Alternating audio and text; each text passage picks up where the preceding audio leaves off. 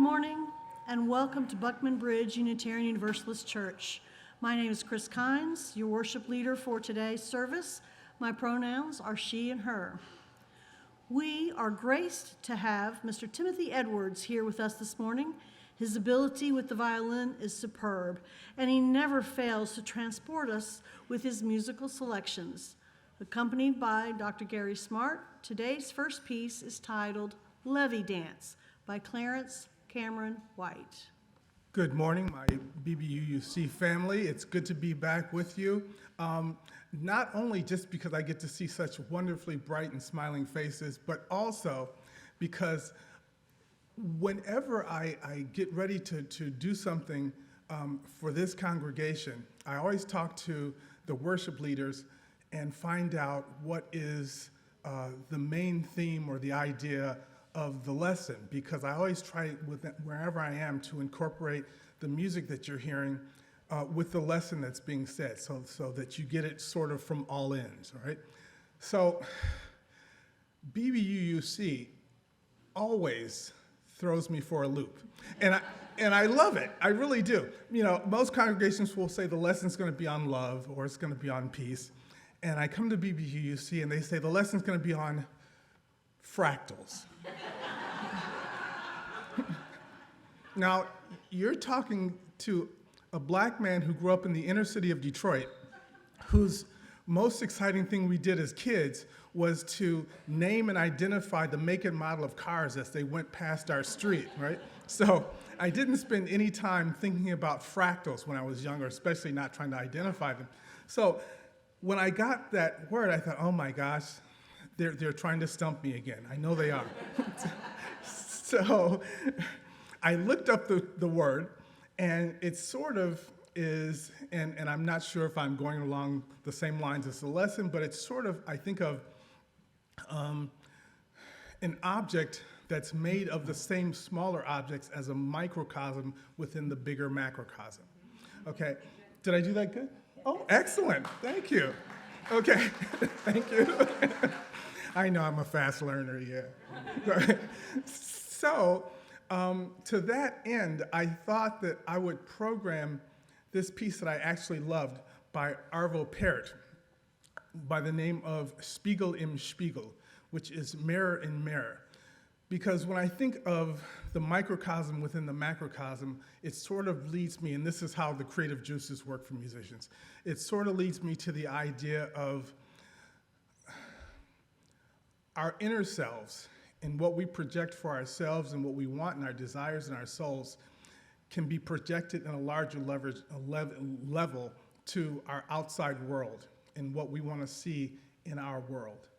And so I wanted to bring this piece to you called Mirror in Mirror, or Spiegel im Spiegel, by this Estonian composer, just because it reflects to me, it's very meditative. He was a minimalist, and so you will hear in the piano this oscillation that's a triad, ya da da da da da, and it goes through the whole piece. It's very tranquil, and on top of that, I will be playing these long lines. In music, we call them footballs, right? A whole note for the entire bar, and basically, they go from below the pitch to above the pitch. And every time they repeat, they go a little bit lower or from a little bit higher back to the pitch. So it always comes back to the pitch. So it's almost like musically you're hearing what you would see if you were in a funhouse mirror or you had a mirror in front of you and one behind you. And it's beautifully meditative because it allows you to think about where you are in the world and how your world is reflecting back to you. And so I wanted to play that piece for you. I hope you enjoy it. But first we're going to do a piece because I figured I'm not going to have the opportunity to be with you during Black History Month. So I wanted to provide a piece for you by Clarence Cameron White, who was a black composer who wrote in the neo-romantic style. Other composers at that time were writing in the neo-romantic style. You probably know William Grant Still. And like so many black composers at the time, they wanted to enhance and uplift and educate people to the culture and the music that was part of the Black experience. And to that end, you will find in his music and a lot of other people's music, you will have a Negro spiritual or something like that that has been interpolated or put into the music. And so this form is like an ABA form. You'll hear this Levee dance, which is the title of the piece. You'll hear this dance as sort of like a cakewalk dance coming at the beginning, and that's the A form. Then you'll go into this Go Down Moses spiritual that you'll hear in the center, and then back out of it, you'll hear the Levee dance coming back.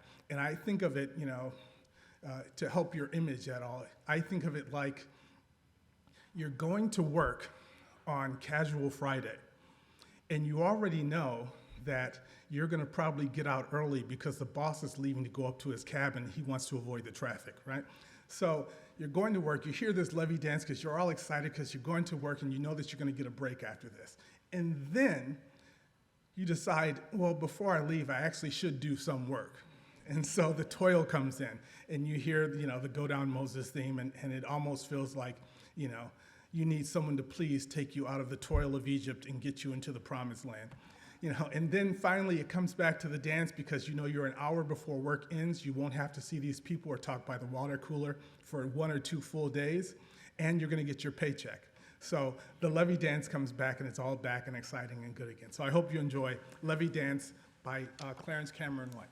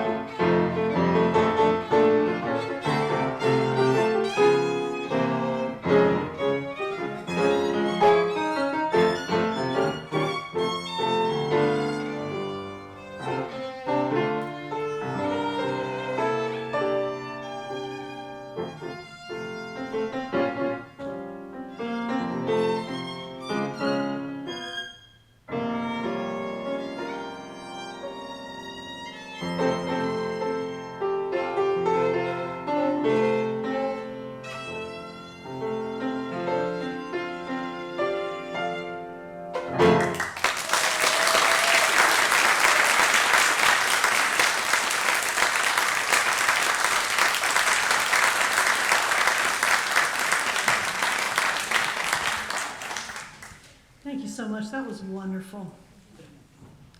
Let's have the song leaders come up as I read the opening words this morning, titled Music Arises by Arlen Goff. Music arises from depths unknown, often without words, but never without meaning. And spirit rises from deep within me, seducing my body to join the song. First, a tremor in the soul, then tapping of toes, breath aligns with breath, heart beats in syncopation, and a stuttering buzz in my throat becomes a hum. Breath with breath, beat with beat, and music and spirit arise together. Wed with faith and hope and love and power, a song is born, bursting from my lips in sweet, sonorous symphony. A melody joining with other souls, perhaps in tune, perhaps not, but a song still, arising from deep within and from community. Spirit moves, soul births a song, and hope fills life. And I am not alone. How can I keep from singing? Please rise, embody your spirit, and sing together the opening hymn, number 108, My Life Flows On, an Endless Song.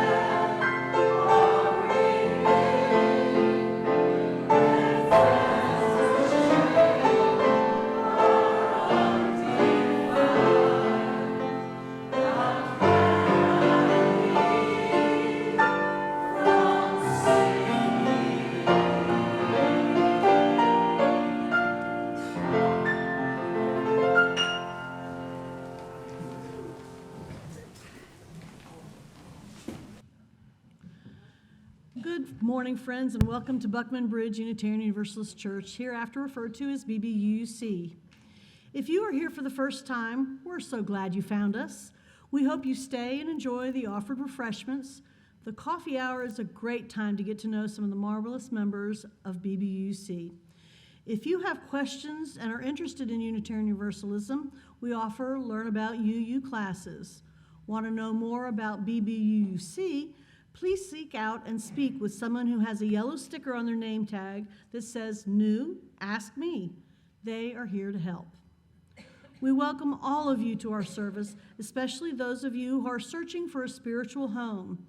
Many of us were once too seeking something larger than ourselves to which we could belong, a sense of rootedness to hold us as we create meaning together.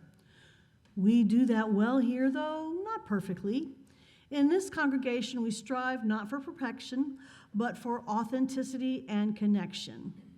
Whether it's your first time in worship with us or your 100th time, we hope that you find here questions that stretch you, people to befriend you, and liberal religious values that challenge you to join us in loving boldly, living justly, and welcoming radically.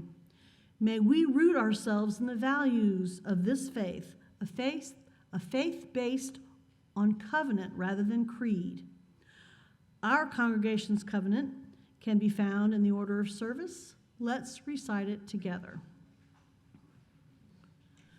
We covenant to engage one another with honesty, kindness, and respect, to value diversity, seek understanding of our differences, and practice gracious accountability with care, love, and empathy. We make these promises to those who are here and those yet to come, so that we may be a safe, welcoming, and beloved community of acceptance, learning, and transformation. Please rise again if you're willing and able for the singing of the call to worship. The words are printed in the order of service.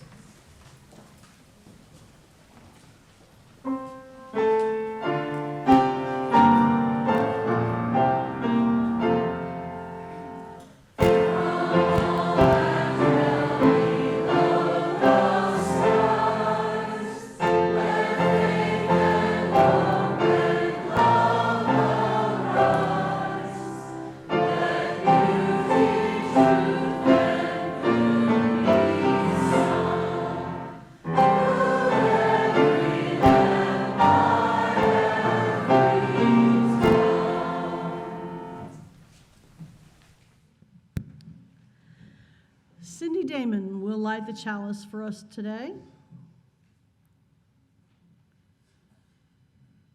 To face the world's shadows, a chalice of light. To face the world's coldness, a chalice of warmth. To face the world's terrors, a chalice of courage. To face the world's turmoil, a chalice of peace. May its glow fill our spirits, our hearts, and our lives. And in this hour, may we be open to a rededication of treasured friendships, a renewal of spirit. May we relinquish the worries and anxieties of the past week, if just for this hour, and regain our strength through this community of faith. Thank you, Cindy. And now I believe it's time for All Ages with Beth Curtis.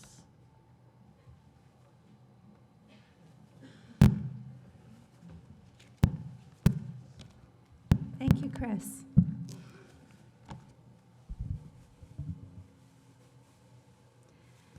The tree on the cover of your order of service is an illustration of a fractal pattern. Oh, what, you might ask? A fractal pattern. What is a fractal pattern? Well, if you look at this tree, you'll see that it has a main trunk, and off of the main trunk is a Y. And it has 2 branches. And off of those 2 branches, it again splits, another Y. And it continues and it continues, and there's even till there's very tiny small branches, goes on until you end up with the twigs of the tree, probably where the leaves grow out of.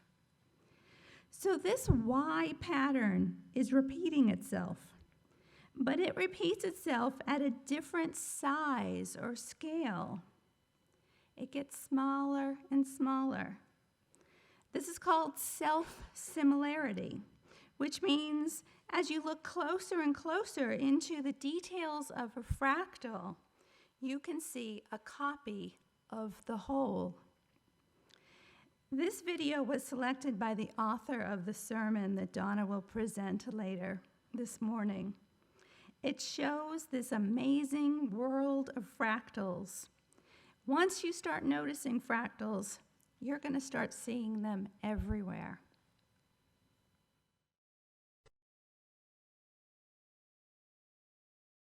Nature is full of beautiful patterns, but it wasn't until recently that we learned these are examples of fractals. Fractal patterns are found in animals, rivers, clouds, mountains, and even in bacteria. Let's take a closer look at a fern. When it grows, it repeats the pattern on each new branch it makes. Plants and trees do this because it knows that it's the best way for it to grow. It turns out that this is the most efficient way for each leaf to receive light and water. Fractals are even found within our bodies. Fractal pathways are the most efficient way for us to get nutrients and information to and from all of our cells. Fractals appear everywhere in the world, from microscopic levels, under the water, in the air, and even in outer space. It's no surprise why fractal geometry is called the geometry of nature. As the video showed, fractals are found throughout nature, from the remarkably small, such as the details on a snowflake, to the unimaginably vast, like galaxies. To paraphrase the words of Afrofuturist activist author Adrienne Murray Brown, if you look at the delta around New Orleans, look at the way the little streams and waterways branch into the Mississippi River. And then look at the way our veins and arteries move throughout our body. You'll see that they're quite similar. Look at the spiral shapes of your fingertips, and then look at the shape of a galaxy.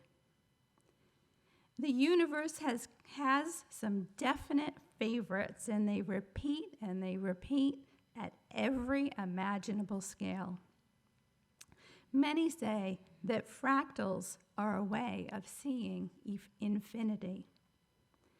Fractals can also inspire how we think about our lives and our communities.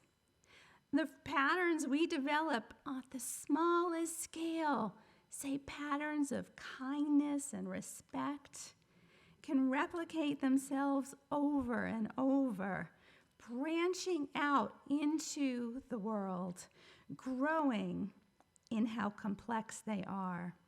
But they are still recognizable as our original small patterns of kindness and respect. That's one reason we go to church, so we can practice on a very small scale what we want to see in the whole world at large.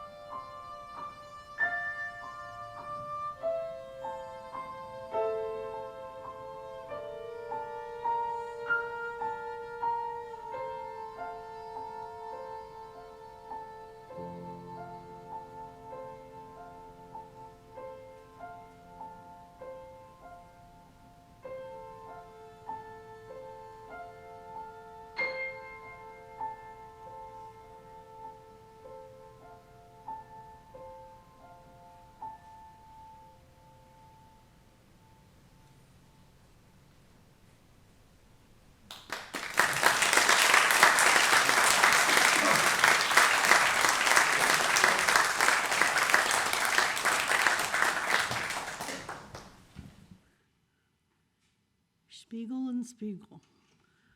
Mirror in Mirror. It was beautiful. Thank you so much. It was perfect.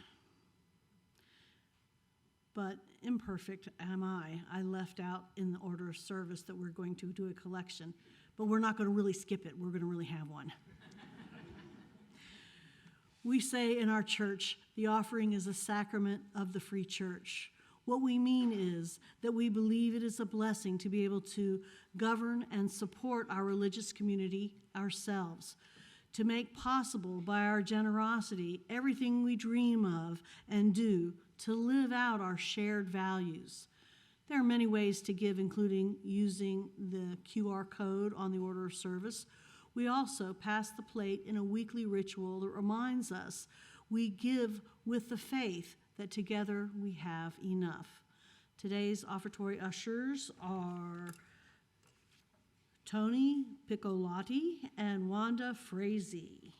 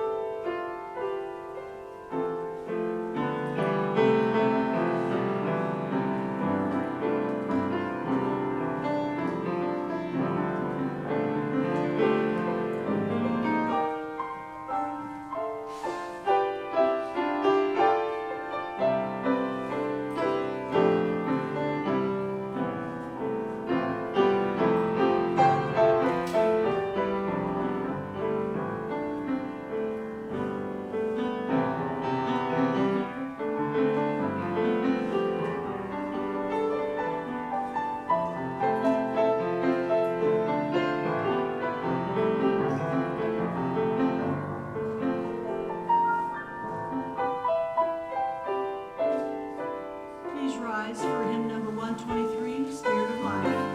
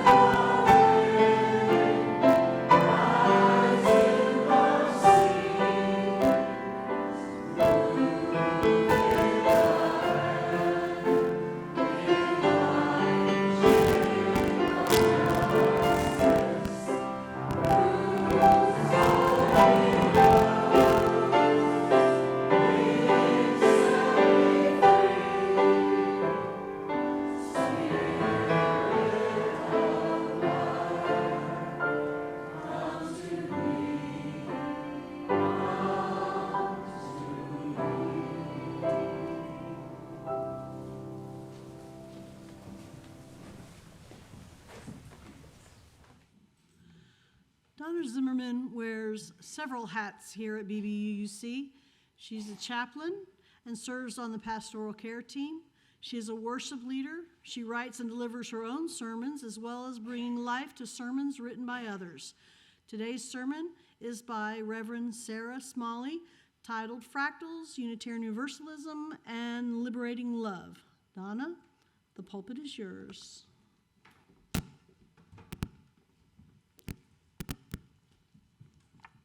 Thank you, Kris. The author of the sermon, Reverend Smalley, asked that this reading be read prior to the sermon. The reading is a prayer poem by Unitarian Universalist minister Reverend Amy Petrie Shaw, titled, God Gave Me a Word. I was talking to God the other day, because we're cool like that. And God said, hey, I want you to tell people something. And I was kind of busy, So I pretended like I didn't hear, and God poked me and said, I'm not kidding. Pay attention. Because while we're cool like that, we aren't that cool, and I know when I've pushed it way too far. So I put down my coffee cup, and I turned around, and God said, let me hang a word around your neck so that everyone can see it. And you better speak it when you're out, because I'll know if you don't. And a word was hung around my neck to take out to the people standing in the streets. A word was preached into my ear and laid into my mouth and burned into my heart until all I could see was the shape of the word, and the word was everything, and the word was love.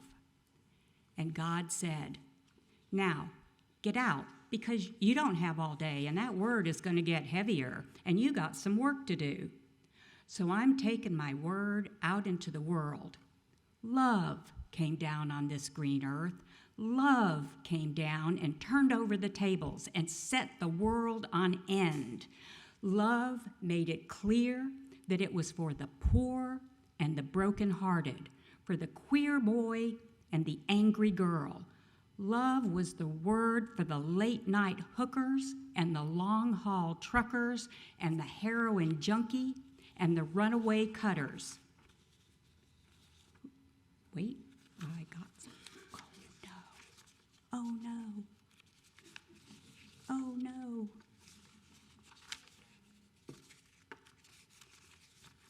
Oh, no. Oh, it's so important. Oh, good grief. I better love myself since I'm preaching on this. Oh, my goodness, good grief. I am.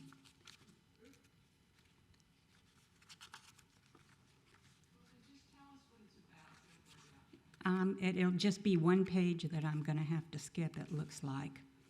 Okay, but I can probably tell you, and I'll run into it later. So we were saying it's for the late-night hookers, the long-haul truckers, the heroin junkie, and the runaway cutters. Love is the word for those that are hurting and brokenhearted, those that are marginalized, those that nobody else cares about. Love is the word for all of us, for you, for he, for him, for her, for they, for those, for them, for all of us, every one of us. And I cannot put the word down, and you cannot pretend you don't know. Not for a politician spewing hatred, not for a minister vomiting out bile in the costume of a saint, not for money or for country or for kin. I'm holding the word in my mouth, because the next time I see God, I want to be able to say, you gave me a word and I carried it just the way you asked. You gave it to me and I took it. I showed it to everyone I met. You gave it to me and I showed it to him and to her and to they and to them. Like I said, I was talking to God the other day, because we're cool like that, and God said, hey, I want you to tell people something. But I was still kind of busy, so I pretended like I didn't hear, and God said, I'm not kidding, pay attention. Because we're cool like that, but we're not that cool, and I had pushed it too far. And then God gave me a word, and I gave it to you. Start moving.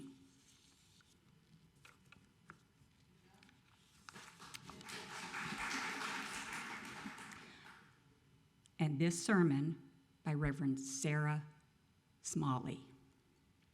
When we started this series on the path of love, I preached that this is where we begin. And now, as we just heard, on the path of love, we got to start moving. Love is both our source and our destination, our call and our response, says Reverend Dr. Rebecca Ann Parker. Love is our source and our destination. Love, as it turns out, is fractal. What happens on the small scale reverberates to larger and larger scales. From an interview from On Being with Krista Tippett, these words of Adrienne Marie Brown, slightly edited for clarity. I was doing electoral organizing in 2004, and we're gearing up. It was post 9/11. We're going to war with Iraq and Afghanistan. We've got to get Bush out of office. So we're doing all this organized, and it clicked with me. Once you see it, you can't unsee it. And I was like, oh, we are trying to change just the top layer of a very layered cake, this very layered process, this very layered system of governance. We think that if we just win the presidency, then we'll be able to change the world, unquote. And it clicked with me that it's actually a fractal system. It's layer on top of layer on top of layer. And if none of us are practicing democracy, it's not just going to suddenly work at the top layer. I got it. And then I realized something about smallness I was able to gain respect for, because I was like, every single large system or structure or network or political protocol, all of it is made up of small things, of humans either having or not having necessary conversations, and humans willing to stand up for what is right and stand up against what is wrong. It's all these small activities that we need to get great at if we want to actually have anything that would be like a real democracy. What is happening in your life and in your relationships you have with your family and how you treat people when you're upset with them? I always ask people that when I'm talking about transformative justice. Are you punishing anyone right now? Instead, could that punishment be shifted into a boundary or a request? Is there a courageous conversation that needs to be had?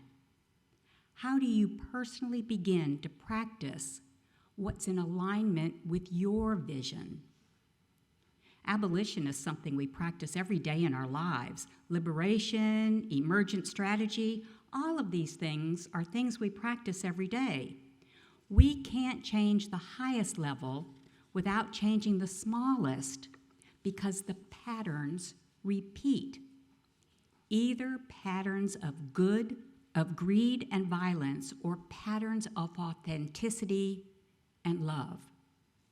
And so to change the world, the God of our understanding gives us a word to hang around our neck and bring into the world, and the word is love. But what does that mean? I think it means something particular, relevant, and challenging to Universalists. That means we love everyone. That means no one is outside of the reach of love. That means that we affirm and promote the inherent dignity and worth of everyone. That means we love, we care for, we want the best for, we actively work for the thriving of the poor and the brokenhearted, the queer boy and the angry girl, the late-night hookers and the long-haul truckers, me and you and the saints and sinners and the scramblers in between. And it means we extend love to Trump and Marjorie Taylor Greene. And this is where love gets even more complicated. Historically, Universalism was the belief that no one would go to hell. There was universal salvation. Love was that powerful, more powerful than death. This freed our Universalist ancestors to stop worrying about an afterlife and instead worked to bring heaven to earth. It was up to us to replicate the eternal fractal of the afterlife on earth. There's a great story about Hosea Ballou, a major theologian of the early 19th century Universalist. He was traveling through the New Hampshire hills with a Baptist preacher, and they were discussing theology as they traveled. And at one point, the Baptist looked over and said, "Brother Ballou, if I were a Universalist and feared not the fires of hell, I could hit you over the head, steal your horse and saddle, and ride away, and I'd still go to heaven." Hosea Ballou looked over at him and said, "If you were a Universalist, that idea would never occur to you." That idea would never occur to you. If you believed to your very core that we all are loved, all are worthy, it would never occur to you to hurt someone else. For Universalists, the motivation to do the right thing is motivated by love, not fear. Or in the words of Nancy Mossman, Unitarian Universalist humanist, hospice pioneer, and the mother of the writer of this sermon, actually, if there is a hell, good people should go there to relieve suffering. It is impossible for there to be a heaven if people are suffering. Wherever there are pockets of hell on earth, that is where love goes to relieve the suffering. As Universalists, a word is hung around our necks and preached into our ears and laid into our mouths and burned into our hearts until we see this. It is the shape of love, and the word is love. But that does not mean we are overly polite or anything. That does not mean we prioritize compassion for Trump or others who would hurt and harm the most marginalized over the thriving of the most marginalized. "Power without love is reckless and abusive," said Reverend Dr. Martin Luther King. Power without love is reckless and abusive, and love without power is sentimental and anemic, unquote. In a sermon she preached on February 18, 1872, over 151 years ago, Reverend Olympia Brown wrestled with these same questions. Reverend Brown was the first woman ordained by any denomination in the United States, and she was a brilliant and ardent Universalist, which means she refused to let anyone forget about the power of love. Her theology is more Christian than many UUs are today, but I'm still inspired by her sermon, Christian Charity, a doctrinal sermon for Universalists. In this sermon, she stakes her claim that the only doctrine we are beholden to is love. She starts her sermon with these words: "Beloved, if God so loved us, we ought to love one another. God is love. Universalists believe in a God of love. They believe in a God who looks with equal eye upon all his children, who can never be alienated or estranged from any, who will ultimately bring every wandering soul home reconciled and confirmed in the good," unquote. Later in the sermon, Olympia Brown goes on to ask the equivalent question in 1872 of the question, "Even Trump?" And she responds, "It is easy to pronounce severe condemnation upon a wrongdoer and to declare your horror at such iniquity. But it is the part of charity to consider the circumstances which surrounded the guilty one. When some notorious man, like then robber baron James Fisk has come to be known far and wide for the magnitude of his wrongdoing, then it is easy to join in the general outcry, but a true love of virtue would rather rebuke the iniquitous state of society which made a James Fisk possible. A true and loving charity would seek out the influences which have produced such a character. She had compassion for even the robber baron, James Fisk. We can have compassion for Trump and see the humanity of Marjorie Taylor Greene, but love is the rebuke of the iniquities that made that kind of power possible. The complicated thing about Olympia Brown, though, is that she was a brilliant and ardent Universalist minister and a brilliant and ardent suffragette. But she was fighting primarily for the rights of white women. She supported a system where lip service was paid to God loving everyone, but decades of actions and political will left Black women out of love's circle. What fractal patterns of Olympia Brown are we repeating today as Unitarian Universalists? How, as a denomination and a congregation, do we prioritize whiteness?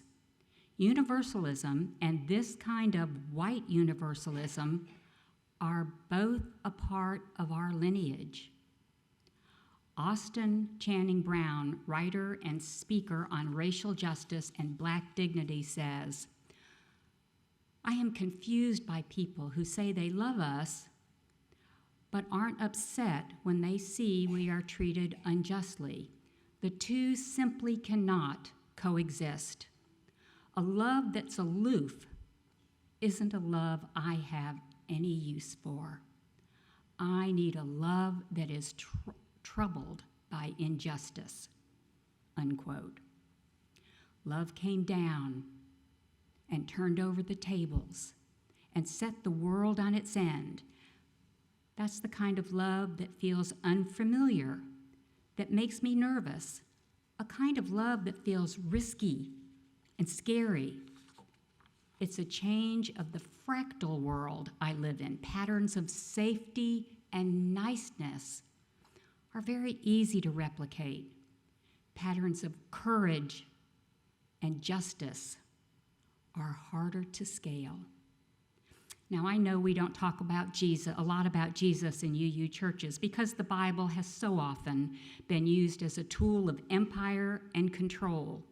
But it's hard to talk about the liberating love that can be without mentioning the life of a dark-skinned prophet of radical love. I'm reminded of the quip.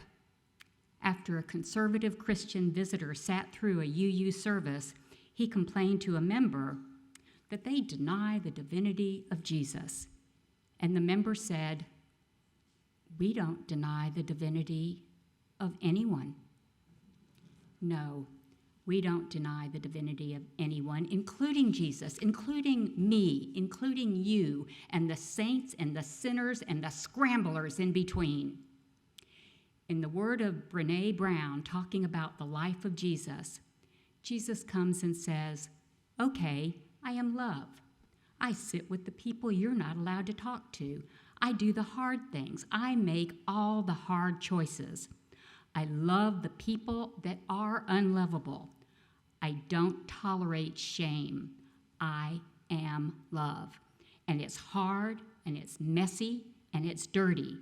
And if you really love, I mean fierce, big love, you'll become dangerous to people," unquote.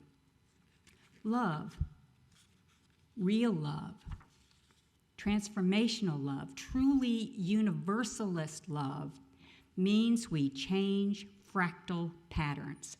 This is dangerous to our status quo, in our lives, in our community, in our nation, in our world. The story of Jesus, as it is currently told as the dominant story of religion in the U.S., has been a fractal pattern of individualism, shame, and fear. The story of whiteness and patriarchy is a fractal pattern of domination, greed, and enforced apathy. They play out remarkably small and unimaginably vast levels. What would a new emerging fractal of love and liberation be like in your life, in our world? What new branches might start simple and small and grow wider and more complex? Maybe it starts with a husband and father who goes to therapy to break patterns of abuse. Maybe it starts with the white woman who time and again learns to prioritize truth and justice over comfort. Maybe it's forgiving someone who has hurt you, or maybe it's enforcing boundaries and not allowing them to hurt you anymore. Maybe it's our church community taking very seriously the call to welcome the stranger, even if that means what's familiar must change. Maybe it's all of us picking up heavy, radiant, challenging love each morning and hanging around our neck and showing it to everyone we meet, including ourselves. Beloved, this is where we begin. Love is given to us as a birthright, and we must carry it out into the world. We have been given love, and we can never put it down. On the path of love, we can never put it down. This is no time to play small. Let's start moving.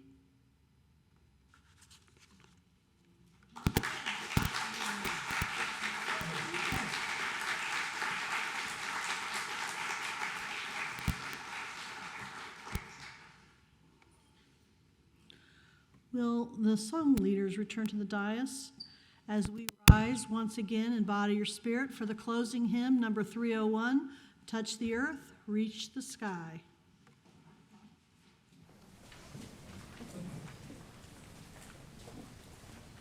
All